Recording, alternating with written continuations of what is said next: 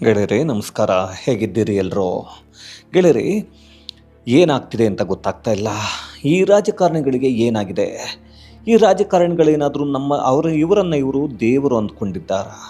ಇವರನ್ನು ಇವರು ಏನು ಅಂದ್ಕೊಂಡಿದ್ದಾರೆ ಅನ್ನೋದಕ್ಕೆ ಗೊತ್ತಾಗ್ತಾ ಇಲ್ಲ. ಯಾಕೆಂದರೆ ಇತ್ತೀಚೆಗಷ್ಟೇ ನಾವು ನೋಡಿದ್ವಿ, ಕಳೆದ ಒಂದು ತಿಂಗಳಿಂದ ಪ್ರಜ್ವಲ್ ರೇವಣ್ಣ ಏನು ಈಗ ಕಣ್ಣಿಗೆ ಕಾಣದ ಹಾಗೆ ತಪ್ಪಿಸ್ಕೊಂಡು ಓಡಾಡ್ತಾ ಇದ್ದಾರೆ. ಯಾವ ಒಂದು ಕೇಸ್ನಲ್ಲಿ, ಅದು ಕೂಡ ಏನು ಲೈಂಗಿಕ ದೌರ್ಜನ್ಯ, ಹಾಗೆ ಲೈಂಗಿಕ ಕಿರುಕುಳ, ಈ ತರಹದ ಕೇಸುಗಳಲ್ಲಿ, ಹಾಗೆಯೇ ಹೆಣ್ಣು ಮಕ್ಕಳನ್ನು ತಮ್ಮ ಮನೆಯ ಹತ್ತಿರ ಈ ಒಂದು ಕೆಲಸದವರು ಇರಬಹುದು, ಹಾಗೆಯೇ ಇವರ ಹತ್ರ ಕೆಲಸವನ್ನು ಕೇಳಿಕೊಂಡು ಹೋದವರು ಇರ್ಬೋದು, ನನಗೆ ಕೆಲಸ ಕೊಡಿಸಿ ಅಂತ, ಅಥವಾ ಕಾಲೇಜು ಸೀಟನ್ನು ಕೇಳ್ಕೊಂಡು ಹೋದವರು, ಇಂತಹವರನ್ನು ಎಲ್ಲೂ ಬಿಟ್ಟಿಲ್ಲ ಅನ್ನುವಂತಹ ಆರೋಪವನ್ನು ಎದುರಿಸಿ ಕಳೆದ ಒಂದು ತಿಂಗಳಿಂದ ಕಣ್ಣಿಗೆ ಕಾಣದಂತೆ ಎಲ್ಲೋ ಮರೆಯಾಗಿ ಕುಳಿತುಕೊಂಡಿದ್ದಾನೆ. ಆದರೆ ಇದರ ನಡುವೆ ಇನ್ನೂ ಒಂದು ಈ ತರಹದ ಒಂದು ಕೇಸ್ ಕೂಡ ಬರ್ತಾ ಇದೆ. ಅದು ಕೂಡ ಒಬ್ಬ ಸಚಿವನ ವಿರುದ್ಧವೇ. ಅದು ಯಾವ ಸಚಿವ ಹಾಗಾದರೆ, ಎಲ್ಲಿರಬಹುದು ಅಂತ ಯೋಚನೆ ಮಾಡೋದಕ್ಕೆ ಮುಂಚೆ ನಾವು ಮೊದಲು ನೋಡಬೇಕಾಗತ್ತೆ. ಅದು ಏನು ಅಂದರೆ ಗೆಳೆಯರೇ, ಇವರನ್ನು ನಾವು ಇಲ್ಲಿಂದ ಆಯ್ಕೆ ಮಾಡಿ ಕಳಿಸುವುದು ನಮ್ಮ ಪರವಾಗಿ. ನೀವು ಏನು ವಿಧಾನಸಭೆಯಲ್ಲ ಇರಬಹುದು ಅಥವಾ ಲೋಕಸಭೆಯಲ್ಲಿರಬಹುದು, ಮಾತನಾಡಿ ನಾವೆಲ್ಲರೂ ಬಂದು ಎಲ್ಲವನ್ನು ಸರಿ ಮಾಡಲಿಕ್ಕಾಗಲ್ಲ, ನೀವು ಸರಿ ಮಾಡಿ ಅಂತ. ಆದರೆ ಇಲ್ಲಿ ಇವರು ಮಾಡ್ತಕ್ಕಂತಹ ಕೆಲಸಗಳೇನೆಂದರೆ, ಹೆಣ್ಣು ಮಕ್ಕಳ ಹಿಂದೆ ಹೋಗೋದು. ಯಾವುದೇ ಹೆಣ್ಣು ಮಕ್ಕಳು ಇವರನ್ನು ಏನಾದರೂ ಒಂದು ನಮಗೆ ಕೆಲಸವನ್ನು ಮಾಡಿಕೊಡಿ ಅಂದರೆ ಆ ಕೆಲಸವನ್ನು ಬಿಟ್ಟು ಬೇರೆ ಎಲ್ಲ ಕೆಲಸವನ್ನು ಮಾಡ್ತಾ ಇರ್ತಾರೆ. ಅದು ಏನಂದರೆ, ಈ ಹೆಣ್ಣು ಮಕ್ಕಳ ಹಿಂದೆ ಬಿದ್ದು ಅವರನ್ನು ಕಾಮತೃಷೆಗೆ ಬಳಸಿಕೊಳ್ಳುವಂತಹ ಒಂದು ಕೆಲಸಕ್ಕೆ ಕೆಲವು ರಾಜಕಾರಣಿಗಳು ಬಿದ್ದಿದ್ದಾರೆ ಅನ್ನೋದು ನಮ್ಮ ಕಣ್ಣಿಗೆ ಕಾಣ್ತಾ ಇದೆ.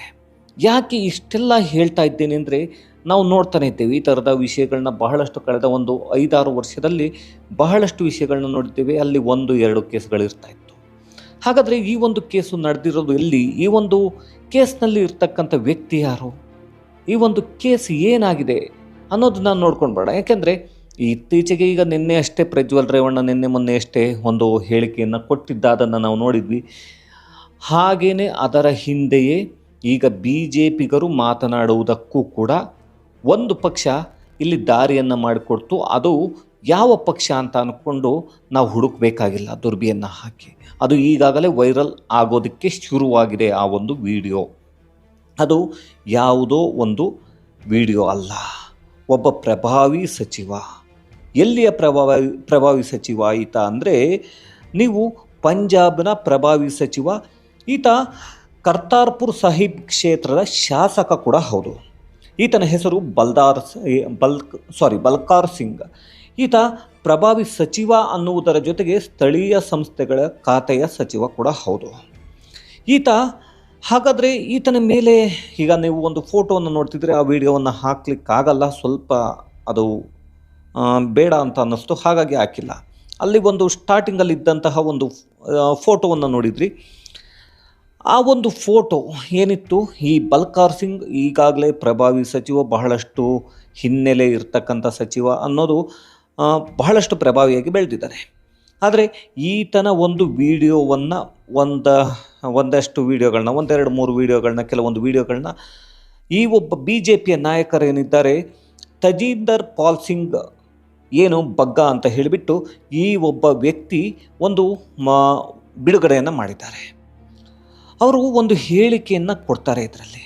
ಈ ತರಹ ಇದು ಕೇವಲ ನಾರ್ಮಲ್ ವಿಡಿಯೋ ಅಷ್ಟೇ, ಬಹಳಷ್ಟು ಅಶ್ಲೀಲವಾದಂತಹ ಈತನ ವಿಡಿಯೋಗಳು ಬಹಳಷ್ಟಿವೆ, ಅದನ್ನು ನಾನು ಬಿಡುಗಡೆಯನ್ನು ಮಾಡಲಿಕ್ಕಾಗಲ್ಲ, ಹಾಗಾಗಿ ನಾನು ಮಾಡಿಲ್ಲ ಅಂತ ನೀವು ನೋಡಬಹುದು. ಈ ಒಂದು ಫೋಟೋದಲ್ಲಿ ಒಂದು ಸೈಡ್ನಲ್ಲಿ ಆತ ಏನೋ ಒಂದು ಕಥೆಯನ್ನು ಮಾಡ್ತಾ ಇದ್ದಾನೆ. ಅದು ಬೇಡ ಬಿಡಿ, ಹೋಗಲಿ.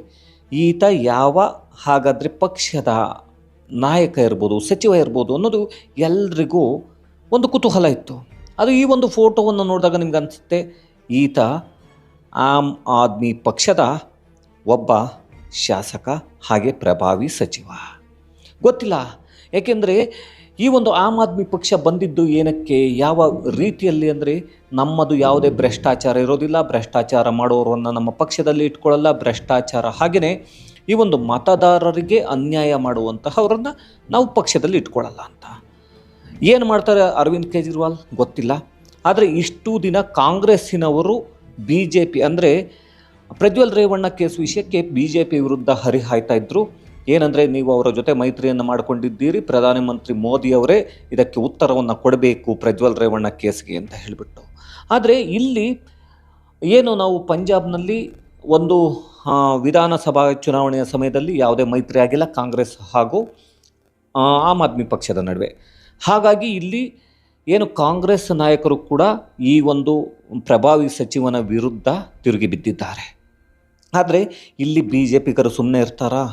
ಅವರು ಹೇಳ್ತಾ ಇರೋದು, ಈಗ ನೀವು ಹೇಳ್ತಿದ್ರಲ್ವಾ ಪ್ರಜ್ವಲ್ ರೇವಣ್ಣ ವಿಷಯಕ್ಕೆ ಮೋದಿ ಅವರು ಉತ್ತರವನ್ನು ಕೊಡಬೇಕು ಅಂತ.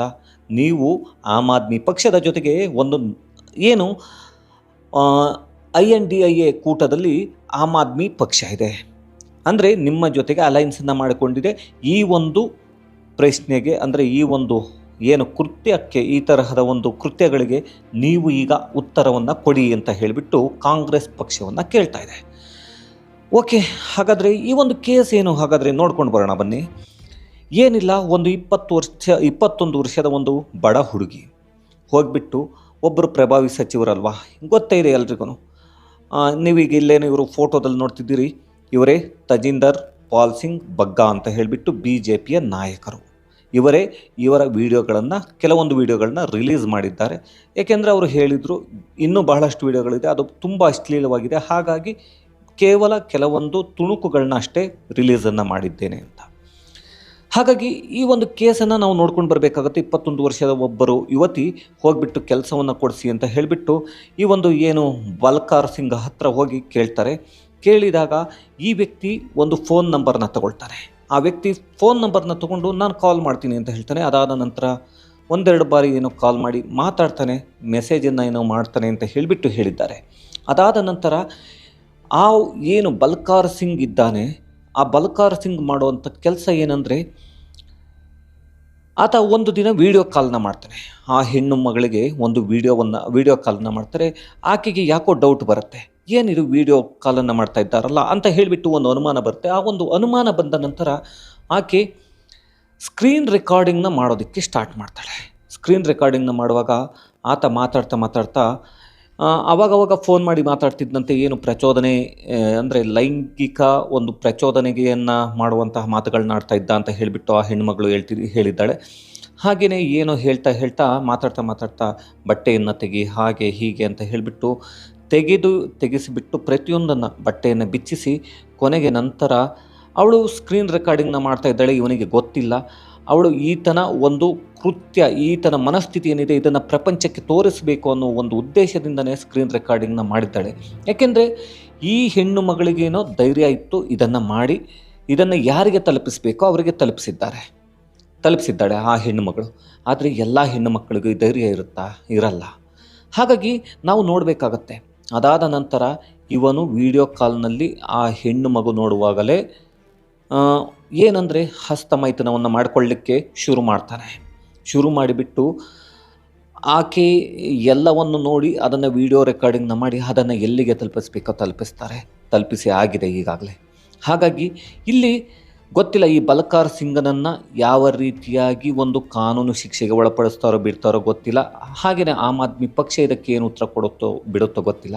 ಆದರೆ ಆಮ್ ಆದ್ಮಿ ಪಕ್ಷ ಇವಾಗ INDIA ಒಕ್ಕೂಟದಲ್ಲಿರೋದ್ರಿಂದ ಪ್ರಜ್ವಲ್ ರೇವಣ್ಣ ವಿಷಯಕ್ಕೆ ಮೋದಿ ಉತ್ತರವನ್ನು ಕೊಡಬೇಕು ಅಂತ ಕೇಳಿದ ಪಕ್ಷ ಇವಾಗ ಇವರ ವಿಷಯಕ್ಕೆ ಕಾಂಗ್ರೆಸ್ ಪಕ್ಷವು ಕೂಡ ಉತ್ತರವನ್ನು ಕೊಡಬೇಕು ಅಂತ BJPಗರು ಕೇಳ್ತಾ ಇದ್ದಾರೆ. ಗೆಳೆಯರೆ, ಗೊತ್ತಿಲ್ಲ ಈ ರೀತಿಯಾದಂಥ ಮನಸ್ಥಿತಿಗಳು ಇರುವಂತಹ ಇವರೆಲ್ಲರೂ ನಮ್ಮನ್ನು ಏನು ಮಾಡ್ತಾರೆ ಅನ್ನೋದನ್ನು ಕಮೆಂಟ್ನಲ್ಲಿ ತಿಳಿಸಿ.